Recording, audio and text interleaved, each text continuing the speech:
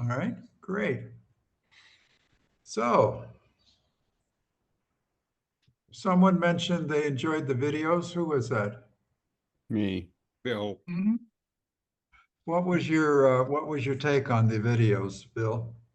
Well, I was watching that video where they had the guy from Serbia on, and Uh-huh.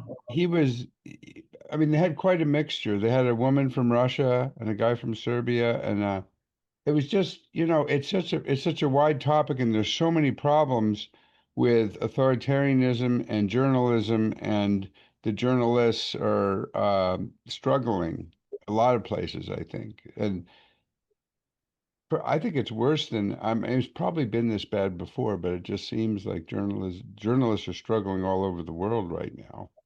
And Journalists are AI is struggling, making it but worse for the also the journalists. people, Whoa, whoa, also whoa, the whoa, whoa, people whoa. trying to understand the One at news. a time, please. Remember, Norman, you go first. Also, the people trying to understand the news as to what is valid or not. Right. Okay, Richard. And as I say, AI makes it worse. And it is worse not only in, print journalism, the stuff we read, but it now has leaked over to things like YouTube, where there are a lot of YouTube videos presenting the news that when you look closely, they are AI produced and you don't know what the facts are. When I was a young man, I went to intelligence analyst school, and one of the things we learned to do was to rate the information A through E, where A was always valid, and we also learned to rate sources that way as well. And it's almost like we need to do that in our own lives now with the stuff that we listen to and read, because there's some guys, so there's some that are A, and there's some that you can never trust. Joyce? Yeah, in relationship to that, I think we can't forget the algorithms that all the social media companies, including YouTube, have That's us right. under. And my dad, he was really complaining to me the other day, and he has me on his Facebook feed as well as some conservative friends, and he was going crazy because he was getting YouTubes from both of our feeds on there, and that's unusual because most of us get just the same type of news all the time because our friends post the same kinds of things that we're interested in, and so we have a sort of a limited view of the world. So Richard, go ahead. And one of the things that makes it harder is this social media, Facebook and stuff like that, because this is just people giving opinions, and like Joyce was talking about, what you see depends on the algorithm, and the what Facebook and these platforms want to do is they just want clicks. They don't care if anything is accurate or not. As long as you click on it, they're happy. James. Um, the recent news, I think, has provided us with a perfect example of what we're here talking about today, and that is the amazingly fraudulent story being broadcast about the disappearing B-52. Have you all been following that? Because I have. No. And it's got elements of all of the problem. The story is the big headlines is that a B-52 carrying secret new equipment and civilian passengers and a civilian pilot, it turns out, crashed, they say, on takeoff or maybe after takeoff, they're not sure. And they showed video of this crash site, and it's a burned field. There is no fuselage. There there are no engine parts, and they're saying the whole thing melted in the heat of the explosion. Well, I checked that out, and jet fuel burns at 1,000 degrees Fahrenheit. Titanium and steel melt at something like 1,500 degrees Fahrenheit. So my question immediately was, where are the titanium parts? Where are the steel parts? There is nothing but burnt stubble. So there's more to the story, but I'm just saying this is an example where not only the government is lying to us, but all the newspapers, both the publicly owned ones and the private commentators online, I checked them all, as many as I could find. They're all buying into the story that this B-52 bomber disappeared on the field. So just thought we might run with that as an all-inclusive fake journal story. Now, Now, I James, Richard, one of Richard the, and then Norman. James, one of the things that you brought up was, I was wondering, what do we as normal people do, and to try to figure out what's true. And the first thing is to look for evidence, not confidence. And when you looked at that story and tried to find evidence to support it, you were not able to find that. And so that sure raises my shit detector. Exactly. Norman? I watch Canadian news on YouTube.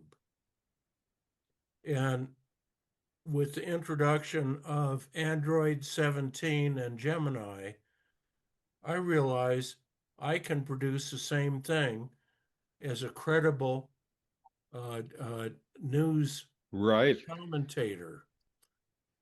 And the news that I'm watching from Canada is all this AI generated stuff, which is totally inaccurate.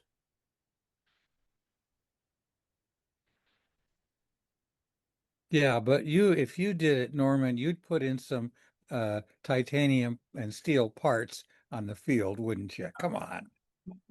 Norman would be at least telling some jokes.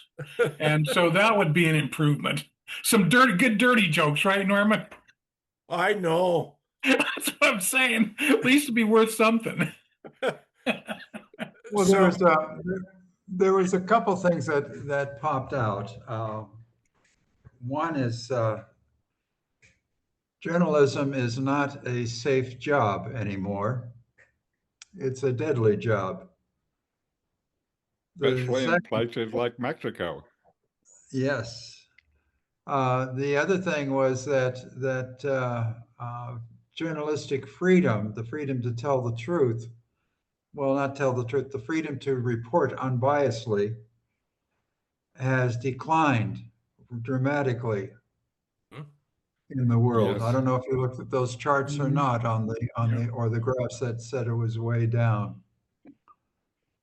And the third thing is that I noticed was that there are few independent sources anymore. They're just conglomerate aggregations of a few wealthy people who have bought up a lot of things. Mm-hmm. Case in point, for instance, is CBS. Yeah. Case in point is Murdoch and the Wall Street Journal, Right. and his Australian newspapers, his London newspapers, and so forth. Case in point would be the possible doom of CNN as a news source, with their being bought out by Paramount. And the last thing is that the degradation and reliance on AI, because local newspapers and local civic institutions are disappearing rapidly, And when that happens, they are firing the local reporters. And so there's no real civics in the land on a local level anymore. Bob, you just summed it up. We're in a real deep mess, and none of the items I read that you provided us, thank you, provided any sort of plausible solution. Did you find any? Yes, Huh? yes, there was one, and that was the idea of the substack, Right. whereby But the problem with Substack is the big boys will buy out that platform and cancel it. well, right now, Substack seems to be the only true place to get an opinion vis-a-vis someone like Heather Cox Richardson And Robert Reich. and Robert Reich. So that has been taking the place of really analysis and opinion that used to be provided by mainstream newspapers. Bill. Bill? Yeah, I was just going to say, I think the other side of this problem is that we've done a terrible job in teaching kids media literacy. I think if you are a good consumer of news and you want to find out something, there are ways that you can get more accurate information. But so many people simply accept what they see on social media or on their own whatever they, wherever they get their news uncritically. And they see something, and especially if there's algorithms feeding them conservative or liberal views, then they're just going to accept it uncritically. So I think we have responsibility as consumers to work harder to find out what the news is. But it's a big, in Canada, they do a much better job teaching media literacy. I taught a media literacy class at the community college, and the students had coming in, had no sense of, they would see an article and think it was just true, or the article was written by somebody with some organization that sounded very legitimate, but was really a shill for some particular point of view. So there's that part of it too. That's all I'm saying. It's not just the media; it's the consumers of media have imperiled democracy. Richard and then Norman. Now, one of the problems that you guys have already talked about is independent sources. You know, the big companies, the media consolidation has been going on for what, 20 years? So it's not a new thing. And within that, there are some places that are real independent sources. I still kind of think BBC is one, though I could be wrong. There are others that you can find, but it seems like you have to look for them. What you're talking about, Bob, Substack is one that is one now. So, uh, you know, where do we find these independent sources to, because one of the ways we can deal with it is look at a variety of independent sources and see if we can find some that corroborate the story. The other one is if you look at this stuff, there are some news organizations that correct their mistakes, and you can hear them doing that. And for me, that's an organization that I would tend to trust more than these ones that you just hear flashy stories from. But Paco can contribute the most on the fascist control of the news media, having been in Spain during Franco. Are you sure? It was absolute control. It was total censorship. But since everybody knew that it was garbage, nobody paid any attention. In fact, it was almost a joke.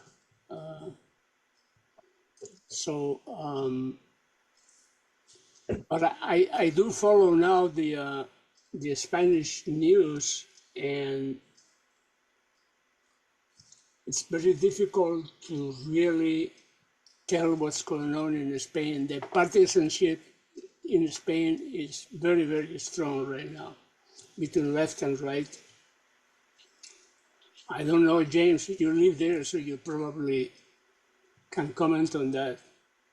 I also normally, apart from Spain, I do watch on TV the Japanese NEC news, the German channel, the BBC channel, and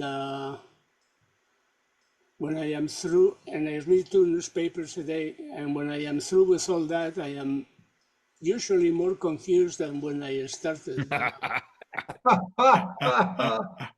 Now let me add a comment. Because of my job, I have noticed now a very progressive degradation of the income that my customers, all radio stations in the world and television stations, they are really hurting for money. They are not making any money. And I know that this has to have an effect of some kind on the quality of what they do, because they just don't have the money they used to have, let's say, 10 years ago, to hire good people. Mm-hmm. And that's all I can think of right now. The occupation of the news station in Quito by the rebels speaks well of the degradation of the importance of news. I had a comment on the Substack comment and also the reading comment, which I think were both really good, and why I'm not maybe as convinced that Substack will be, at least right now, from what I can see. And I use Substack. I publish on Substack and I read on Substack. My biggest thing about Substack is, like so much of our sources today, it's so fragmented. That is to say, you have to go to someplace. You have to go to a a Heather Cox Richardson or whomever. And there's, I'm sure, there are other sources that are, other people are going to, that are not nearly as good. And so we end up with this continuous conflict. The other aspect, and I think, Bill, you're spot on, and I'm not sure how much you're familiar with this conversation. It's a big conversation in higher education today. And that is, the old Johnny can't read and Johnny was in 5th grade. Well, now Johnny's in college and Johnny's gone through COVID. That did not help. But also Johnny has been reading basically news or Facebook feeds has been Johnny's reading. And I remember, as a proud graduate of the LA City School District's systems, my first year in college, our English professor handed us a Atlantic article, and I think it was maybe 15 pages long. And this is in 1971. And believe me, that was a sore trial and tribulation for me. But that was the only alternative I had. And so I don't know how many hours it took me to read that article and read it again and go through all of that work that it took. But that was because that was the only option. It was reading. You had to do it. If you didn't do it, you weren't going to make it. That's not necessarily true today. And so I am all for educating, of course, media education, but to do that, you've got to have people that are reading things, and that's a big problem in higher education. So, I think the with the Substack point, the wide variety where people are getting whatever, I think that's a problem. You know, I long for those good old days of Sam Donaldson and George Will, going at it on the Sunday shows. And I was mostly in the Sam Donaldson camp, but they were both operating on the same page, and everybody was looking in on those conversations. And they were rational, they were based on facts, different opinions, certainly. That to me is what we're missing today, and I have no idea how to get back to that. Joyce and then Norman. So one There's thing only I, there's I think only one of us who has taught thousands of people critical thinking. Bill Freyer has done that. Critical thinking is awfully important in analyzing the news. Joyce? Yeah, to go back to what I was saying, related to what you said, Mike, I don't know if you've noticed that the Atlantic lately, the New York Times as well, you can have an AI voice read almost all of those articles to you, which I actually use a lot when I'm doing stuff around the house. I have an Atlantic article in the back. I think that's how those organizations are trying to get those people who don't read, is by having things done video or just listening to it in a podcast format.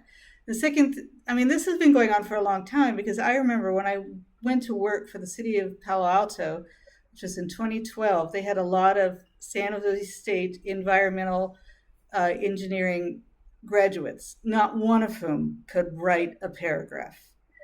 And not one.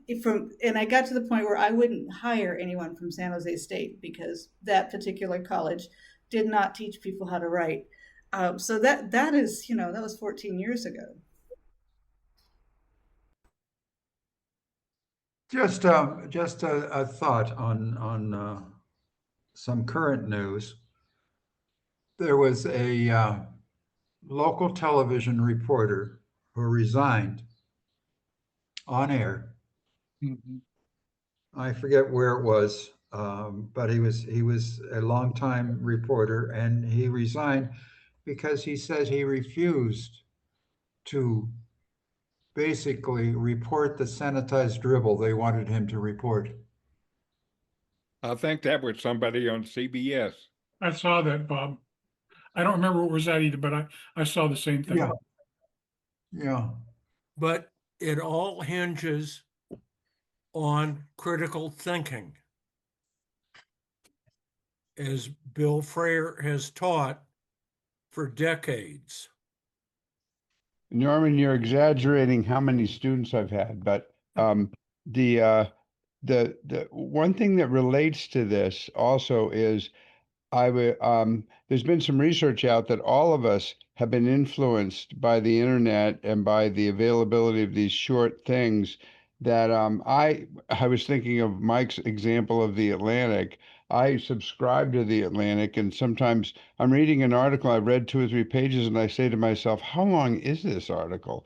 And I'll like I say, holy cow, this is a long article. And it's not that I don't read it, it's that I think all of us have been influenced by these short, brief things that you can read. We can jump around on the internet and read stuff that we have a lot. I was thinking of the reading about the Lincoln Douglas debates, where people would stand out in the hot sun for 2 or 3 hours and listen to Abraham Lincoln and Stephen Douglas debate the issues of the day. These were just regular people. I cannot imagine anybody doing that today. So I think one of the things that's happened with our modern society is that our attention spans have diminished, and that includes all educated people too. I mean, I think All of us. it's easy to see that that's happened. It doesn't mean you can't do it, and we do it, but that ties into the critical thinking. It ties right into what Mike was saying.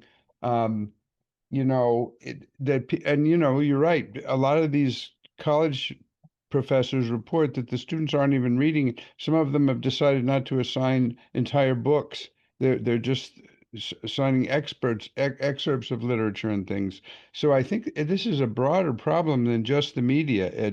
I mean, it all ties in together, but and I agree with Mike. I have no idea how this is gonna resolve itself, except in a negative way. If I can get back to Paco's question, which relates to what we're talking about from the other side. In Spain, the press is relatively free because there's lots of different sides to the press, lots of different owners. The problem in Spain is that there's very little actual information coming out of the federal government. So there's very little to report on. And I know this for a fact. I was writing an article, gosh, this was 15 years ago. I was trying to find out what the federal Spanish government spent on military, on welfare, on roads. You couldn't get that information. I mean, I Basic finally got it. information. I finally got it, but it wasn't because the feds had published it somewhere, but because they'd lost it in various places and it had sneaked onto the net.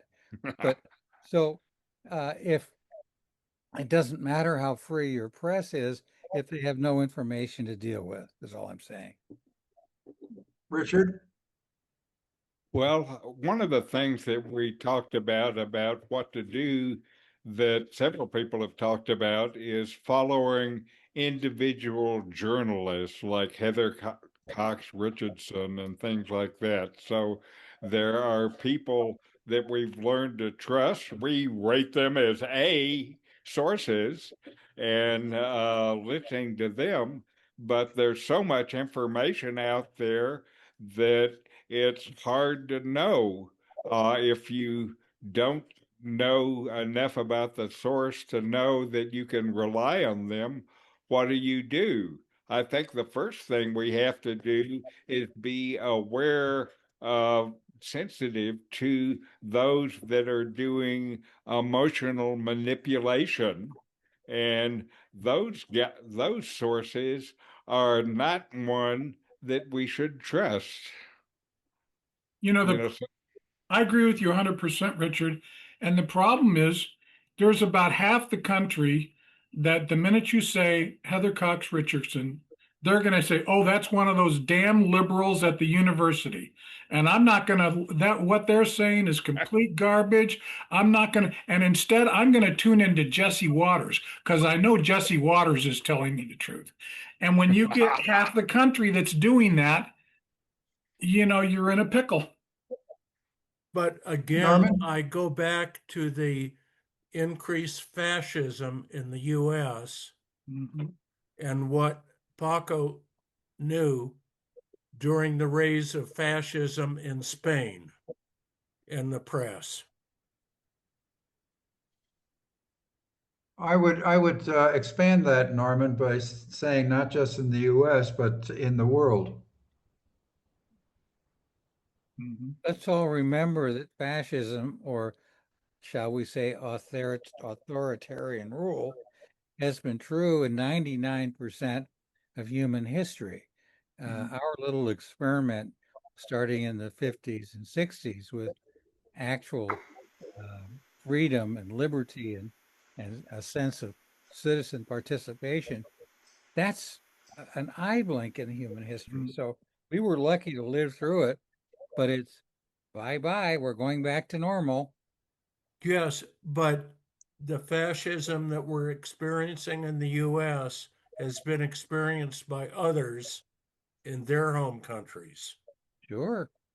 Yeah, it's spreading. I mean, all throughout the Americas. There was a extreme right winger just elected yesterday in Colombia. right. Yep. Well, and I mean, as I understand it, in Germany, there's, you know, which, you know, they have done practically, you know, they've bent over backwards to educate, you know, you know, the young people about the dangers of fascism and how fascism ruined that country, and it's making a comeback. I mean, I don't know how big it is at this point, but it's from what I can read, it's back. It's back as the flavor of the month, at least in some circles in Germany. One of the biggest problems in Germany arose shortly after the reunification, uh, and about 5 years after the reunification, and the East Berliners the East Germans were still not fully employed, they started longing for Stalin's days when everybody had a job, the old iron rice bowl thing. So there it is. Part of the problem that we're facing is not simply those nasty politicians. It's that people want, that old saying, people don't want to be free, they want to be safe. And that is an unfortunate truism because it takes work to be free. You have to take risks to be free. The iron rice bowl is much more comforting. Francisco, you were going to say something? No, I'm listening. Norman wants me to talk about Franco, but when I grew up, I didn't know anything else. So I noticed, as I said before, that none of the people that I knew took seriously anything that was published in the press or in the radio. So my father and I used to listen at that time to the BBC for real news. I'm not sure that was a serious improvement. Today, after listening to the BBC many days, I am not sure that would be much of an improvement, but anyway. I consider Franco to be more authoritarian than fascist. But anyway, that's a question of nomenclature. Yeah. And regarding Germany, I think what happens now is that nothing has changed much in Germany. What happens now is that the people that were not listened to before, now you hear about them a little more, but they have always been there. Same in Spain. Oh, yeah. And is that not the Paco, you case in grew up. France? Huh? Is that not the case in France? France, that's another one. So let me ask a question then. In order for you to find out, to gather information, to kind of wield your way through this whole mess, what sources do you read to counterbalance everything out to help you get to what might be an unbiased opinion? As a young communist, I listened to Radio Peking and Radio Moscow until my mother took me to Russia so I could see how well Russia worked. So let me tell you where I go for my news. Besides a Google aggregate source, I look at MSN Now, CNN, Fox, Al Jazeera, BBC, the German broadcasting system, France 24, South China Post, Times of India, the New York Times, and an occasional foray into what other articles pop up as a source. Middle East Plus, Forum is good. pardon? Middle East Forum. It's a little Yes. far to the right, but they usually have some interesting tidbits that you can't find Yeah. anywhere else. So if I put all those together on a certain story, and from that, it's kind of like doing the Rashomon thing. What's really true? Yeah. Yeah. I'm But not, are we not too obsessed with the news? Unfortunately, I'm obsessed with the news. I don't think, Norman, I'm so obsessed. I'm not, Bob, when you rattled off all those sources, I said to myself, well, that's why in our discussions at your place in April, I learned so much from you because I'm not nearly as diligent as you are. I generally rely on the New York Times. I'm sure it's got its own imperfections, but I don't want to go to all those different sources. So I would say BBC for me, BBC and the New York Times. etc. But again, the problem with that is we're not on that same. This is going to your point, Norman.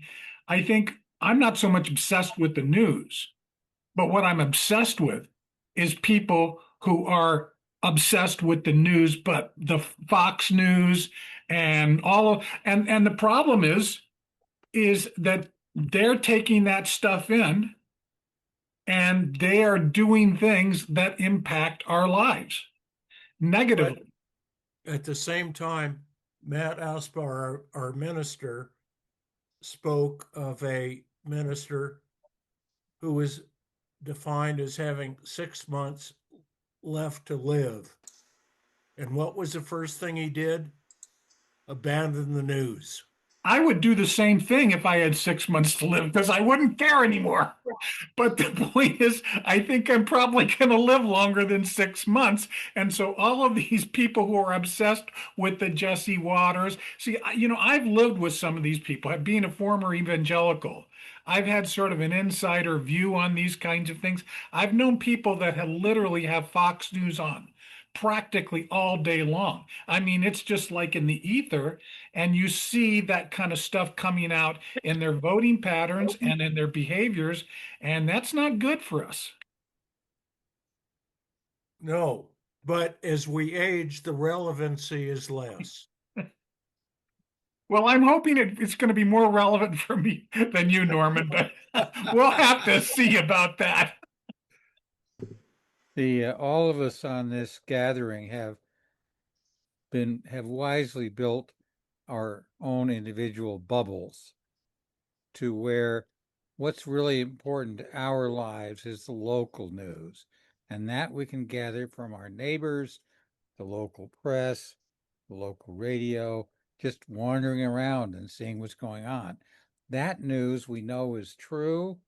That news is relevant to our lives, and I spend most of my time these days doing that, finding out what's going on within 20 miles of where I live. And I quite frankly, pardon my French, don't really give a shit about anything else other than the amusement factor, like things like this B-52 story. It's really funny. But as far as relevance to my life, whether there's, peace in the Middle East, what an oxymoron that is. No, relevance is the issue. Exactly.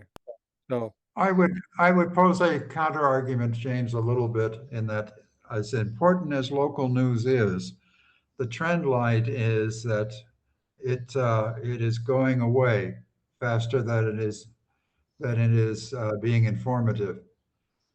The fact that local newspapers and local reporters are being absorbed and or discontinued is one of the tragedies of the modern world.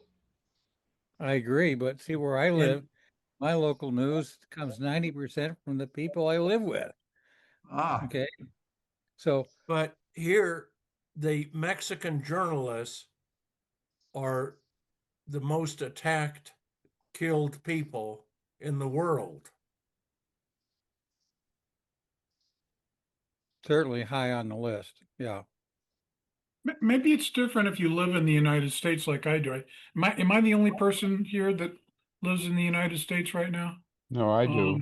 Okay, but Bill, but I don't know. So Bill, but I guess, especially when I compare, quote unquote, the good old days, as I mentioned before, with Sam Donaldson and George Will, and that wasn't because they're the greatest, but at least that's what eyeballs were on. In other words, their eyeballs, if their eyeballs weren't on Walter Cronkite, they were on Huntley and Brinkley and whatever, and you could be on the same page.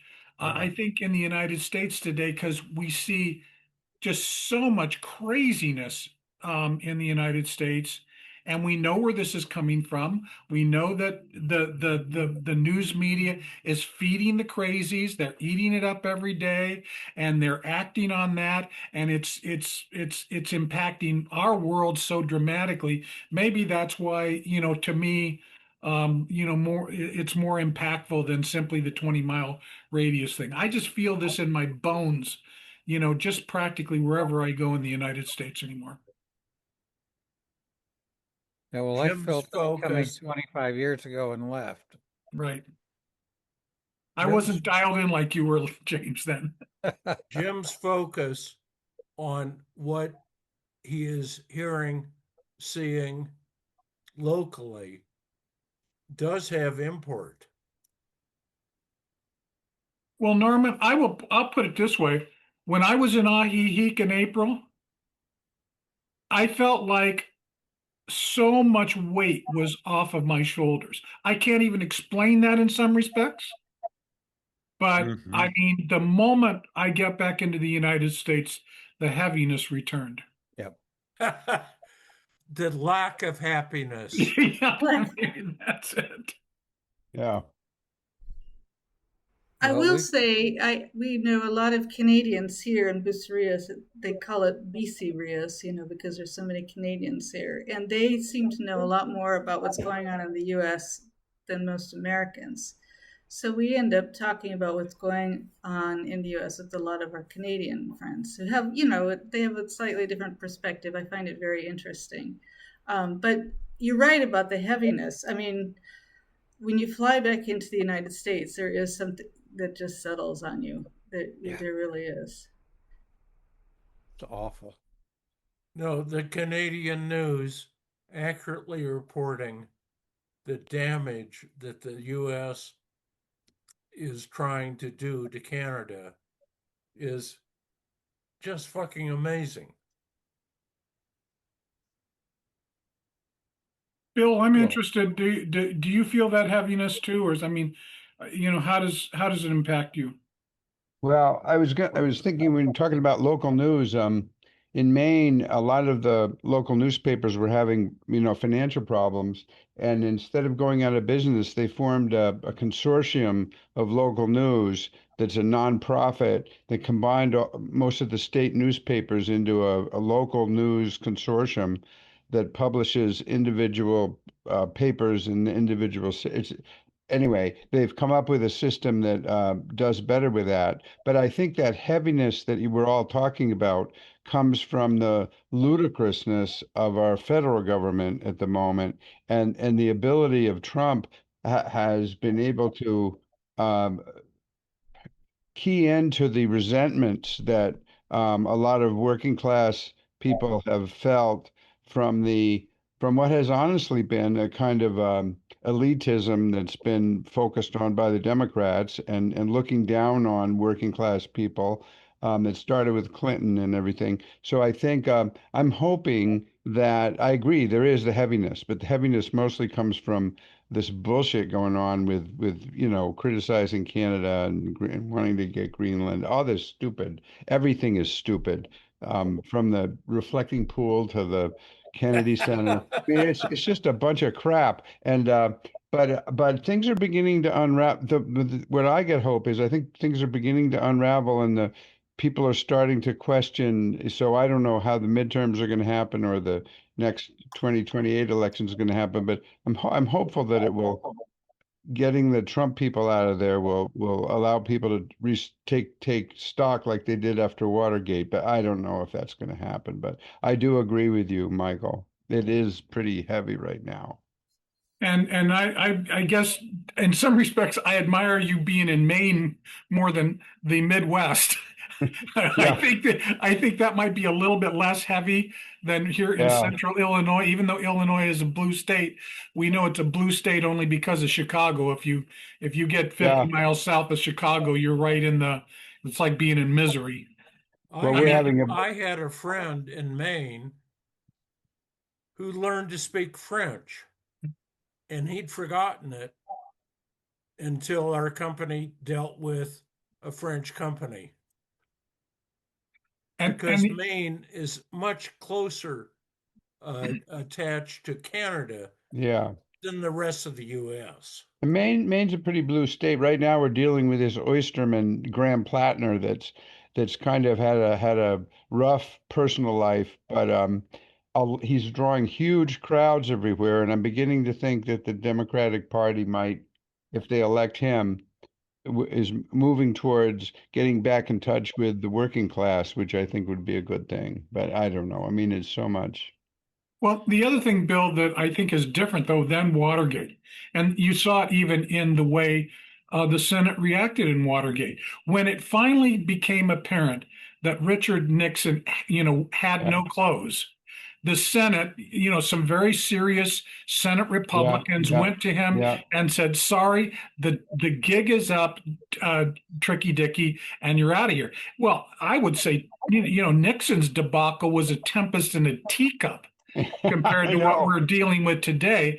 And I mean, what Nixon was just, well, we know what Nixon was, but I don't think he created the kind of structural damage that Trump is doing. No, And it's my not. big worry, Agreed. my big worry is it doesn't matter what happens in 2028, number one, because the structural damage is so much deeper, I and know. because the people on the other side of the aisle that should be serious politicians, we don't have it. Who was it? The Howard Baker. We don't have any Howard Bakers left. No, I know. You're But right. Mike, the issue is the midterms. I'm all for the midterms, of course, going as blue as we possibly can go. But I simply think that the damage that's already been wrought, I think the path back from that is a lot further back Right. than We're not it going to was. go back. I agree very much, Mike. We're not going to go back to where we were. The Mhm. question is, how are we going to forge forward from this? Because it's not that Democrats had all the answers. The No. Democrats have Oh. not had all the answers. But Mhm. what's going to emerge from this? We go through these cycles. Maybe we're definitely at a nadir now, but where are we going? I don't know. Well, I mean, and when we say nadir, remember, we're talking about a $40 trillion national debt. yeah, That's a yeah. big Oh, difference yeah, than, yeah. and how, that's something that's not going to go away. No. And Pete Joyce? Buttigieg keeps talking about that. He keeps saying there is absolutely no way we can go back. We need to think about where we want to go in the future because the backwards wasn't all great anyway, and it's what was good has been kind of trampled on by Trump. Yeah. Now, some of us are the only news libertarians, and we hope for a better future. Yes, absolutely. James, go ahead. Oh, the only news I'm following these days is whether they're going to refund Social Security. The rest of it, not really important. Now, is Right. this a personal issue? Yeah, very Well, personal. also, some of us keep track of the exchange rates. Oh yeah. That's right. That's No, right. and the impact of the increased Mexican value of the Mexican peso against the U.S. dollar Yeah. has impacted so many Mhm. very adversely. Right. So, on another little topic and a sidelight on this, the role of AI slop, merging reality with fantasy, and people buying it into it as reality. We're just beginning to see that. I ran a little experiment. I shared this with James, and I'll share it with you. I was trying to come up with a quote that I needed from a source. I had found the source in Google Books, so I knew what it said. And I asked AI to, give me that source and the quote. Or I asked it to give me something I knew was not there. The first response from AI was, "Here it is, because you want this quote." The quote wasn't there. It gave me even the page number because I told it I got the book. And I told it I'm going to check it out. And it gave me, "Here it is." Wasn't there. So I told AI, "It's not there." And it said, "I'm so sorry." It apologized to me. And it gave me another thing. It was wrong again. It were 3 times. And I finally said, "Are you going to get this or not?" And it finally said, "I apologize. I can't give you this quote. It's not there." And I said, "Thank you for being honest with me." So it took me 3 times to try to correct it. And it And finally most did people correct won't it. go that far. Well, that's the problem. Now, Right. I've been trying to use DeepSeek, the Chinese AI. so far, I would say not successful. But the Chinese AI is moving so far forward that it is impossible to understand the increase in valuation of the US AIs. Well, Yeah, I understand. while we're all sitting here just quietly, briefly, I'm on a campaign to get people to stop talking about AI, but rather to talk about two different things, what I call AIA, which is AI as agent, versus AIT, which is AI as a tool. As a tool, if used properly, it's great. As an agent, it is inevitably awful and dangerous. So I am now talking to people about AIG and AIT. They then ask me, what the hell am I talking about? And I get to explain. So I would urge you all to do that.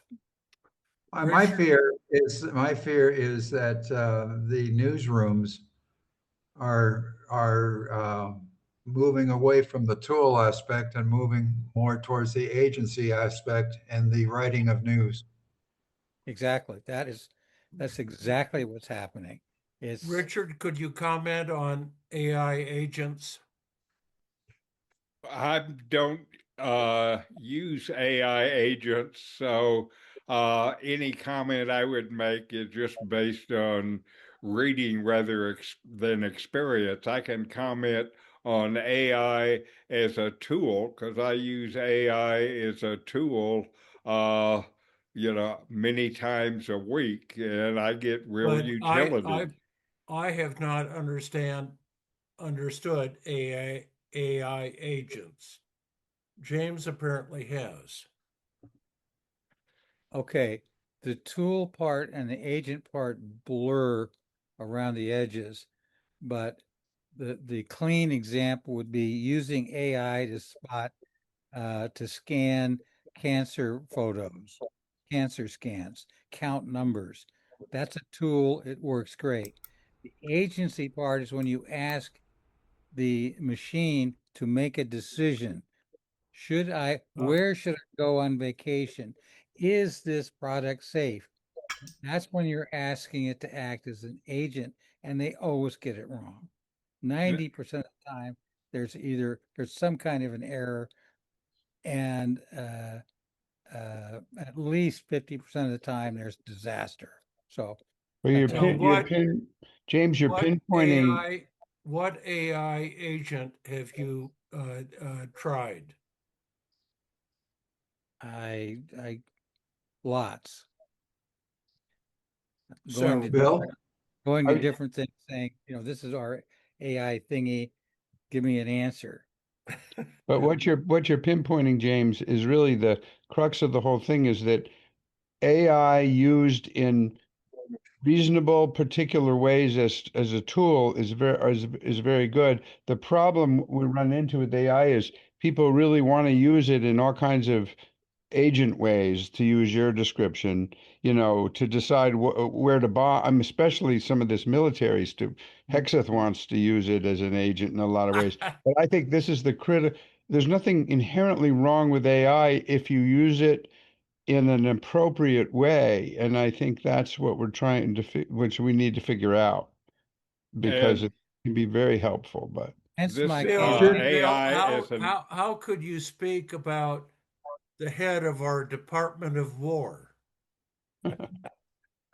Richard? The thing about AI as an agent is that is in the middle of getting a lot worse because now the AI companies are working on what they call loops, which is a series of AI agents that are put together in a recursive scheme where they can just keep going. no, And that's not good. so, anyway, Yeah. It's hard to, what, Bob, is becoming very clear. It's where you can't talk about the media without talking about critical thinking with about democracy, about AI. I mean, it's also blended together in such a mess right now that they're all those topics are interconnected, and we haven't stuck really with journalism today. But That is true. yeah, Well, it's because journalism touches all these areas and exactly. as all Right. these implications are brought about by the topic. Yeah, I know. Thank So I have a Lazarus. question Yeah, for the group before we leave, and that's about next month. I don't know which topic to explore, so I want your feedback. One topic would be eco-humanism and climatic grief. Another one would be the loneliness epidemic. A third one would be the right to die evolution. God, those are all cheery, Bob. Do you have a cheery? No, but the loneliness epidemic is global and of substantial impact that we don't address continuously. The loneliness epidemic is a I think big it's a broad fucking deal. topic. It's a broad topic. You could, go the childbirth going down is related to the loneliness epidemic, Right. and also the aging societies is. I think that's a nice broad topic. I'm all in favor of That- the loneliness thing on that level, as long as we're expanding the borders, because what you and Norma just said sparked my interest considerably more than just, oh, woe is me, I'm lonely. But you're right, there's a lot more to it than No, that. Sorry, Bob, I wasn't no, thinking. it's a global consideration that impacts uh, much of the world. And it occurred to me that loneliness is one of the few uh, diseases we have that people are still ashamed of.